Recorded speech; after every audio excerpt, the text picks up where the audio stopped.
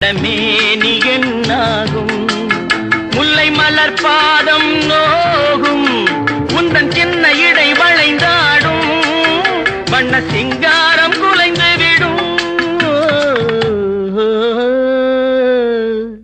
ஆஹா மெல்ல நட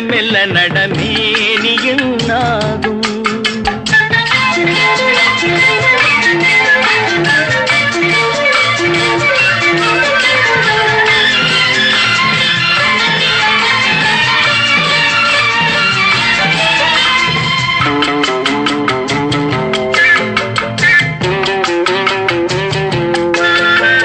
படுக்கையை இறைவன் விரித்தான் வரும் பனித்திரையால் அதை மறைத்தான்